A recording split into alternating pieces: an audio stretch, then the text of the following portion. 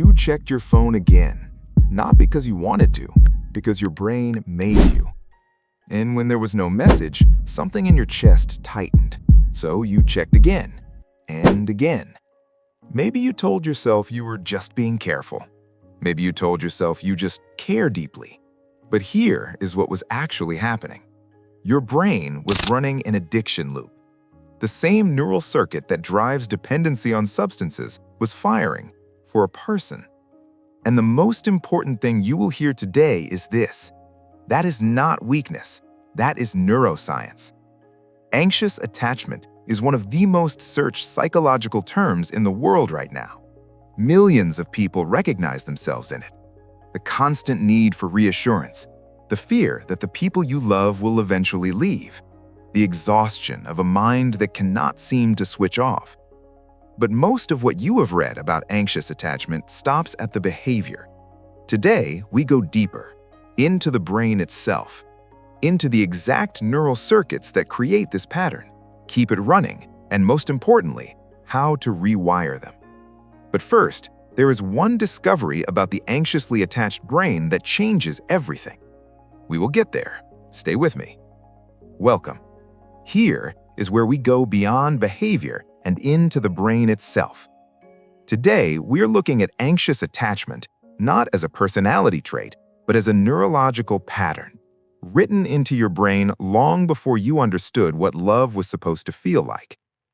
Let us start at the beginning, because anxious attachment does not begin in adulthood. It begins in the earliest years of life, when your brain was still forming, still learning what the world was like, still deciding whether love was safe or whether love required constant vigilance to survive. When a child's primary caregiver is consistently present and responsive, the child's brain learns a foundational truth. I am safe. My needs will be met.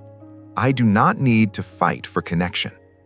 But when care is inconsistent, sometimes warm, sometimes distant, sometimes loving, sometimes unavailable, the child's brain learns a very different truth. Love is unpredictable. I must work harder to keep it. I must watch more carefully. I must never fully relax, because the moment I do, it might disappear. Neuroscience confirms that this early relational experience creates measurable changes in brain regions governing stress response, emotion regulation, and reward processing. The program was installed before you could read, and it has been running ever since. Now, let's talk about what this program actually does inside your adult brain. Neuroimaging research shows that anxiously attached individuals have significantly higher sensitivity to negative social cues. What does that mean in practice? It means your brain is scanning constantly for signs that something is wrong in the relationship. A slightly shorter text than usual, a tone of voice that feels different, a moment of distraction that your brain interprets as distance. To someone with secure attachment, these are meaningless, noise. To the anxiously attached brain, these are signals, potential threats, and the threat detection system fires accordingly. The amygdala, your brain's alarm center, activates. Cortisol floods your system. Your nervous system shifts into fight or flight. Over a text message. This is not overreacting. This is a brain doing exactly what it was trained to do, protecting you from a threat that may not exist using a program written decades ago. And the exhausting part? The resting state fMRI research shows that even when nothing is happening, even when everything is fine, the anxiously attached brain cannot fully rest. Its default mode is still scanning, still watching, still waiting for something to go wrong.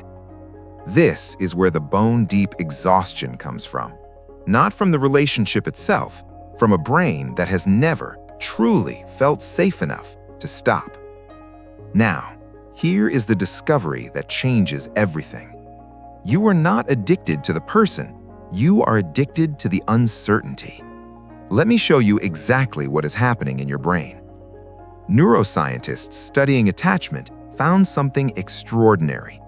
The neural circuits activated in anxious attachment, particularly the dopamine reward pathways connecting the amygdala and nucleus accumbens, are the same circuits activated in addiction. And here is why that matters. Dopamine doesn't fire when you get the reward. Dopamine fires in anticipation of the reward. This is why gambling is addictive. Not because you always win, because you might win. The unpredictability is the drug.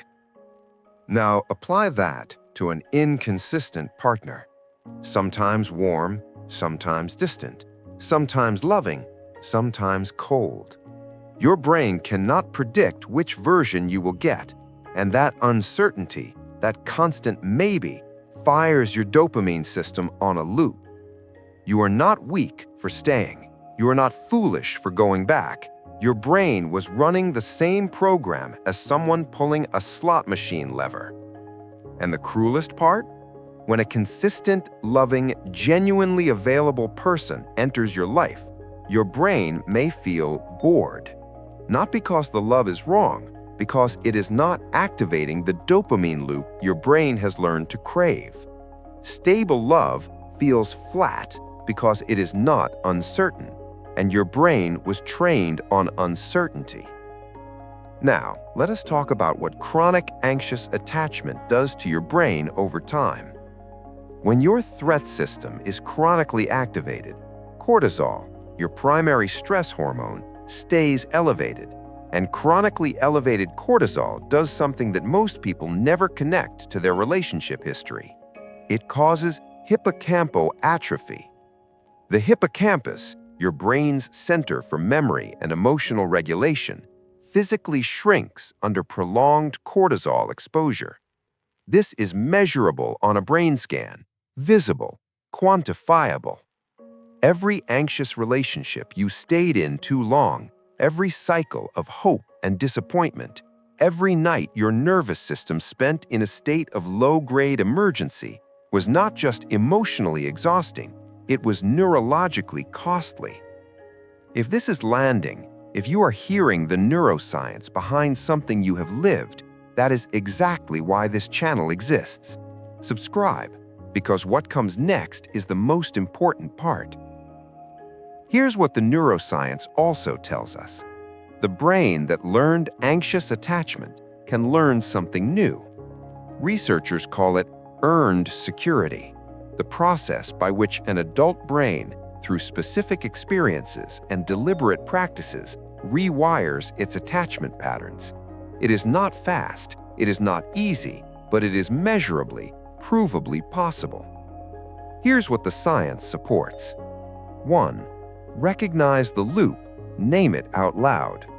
The moment you notice yourself checking the phone compulsively, scanning for signs of distance, rehearsing worst-case scenarios, say it, out loud or in writing. My threat system is activated. This is the program, not the present reality. Naming the loop engages your prefrontal cortex, the rational brain, and begins to interrupt the automatic amygdala response. This is neurologically proven. 2. Tolerate the uncertainty deliberately. Every time you resist the urge to seek reassurance, every time you sit with the discomfort of not knowing and survive it, you are building new neural pathways. You are teaching your brain a new truth.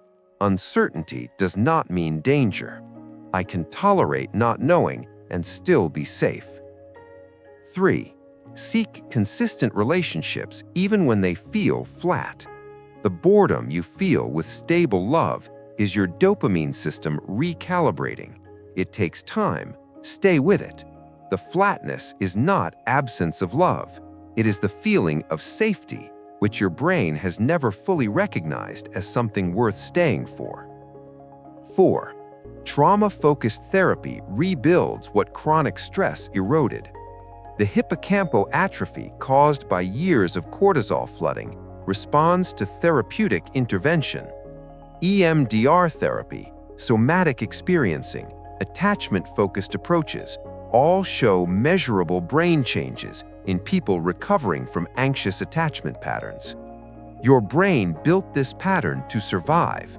It can build a new one to thrive. Let's bring it together. Anxious attachment is not a personality flaw. It is a neurological program written in childhood to help you survive unpredictable love. It rewired your threat system to scan constantly. It activated the same addiction circuits as substances, making uncertainty feel more compelling than stability. It flooded your brain with cortisol, causing real, measurable structural changes over time. But your brain is neuroplastic. What was written can be rewritten. Earned security is real. The research proves it. And you, regardless of how long this program has been running, are capable of it. If this gave you language for something you've been trying to understand about yourself, share it with someone who needs to hear it. Subscribe, because next we are going somewhere equally important. Why some people cannot stick to one thing, and why that is not a failure of discipline, but a difference in how their brain is actually wired. Think deeper. Stay sovereign. See you in the next one.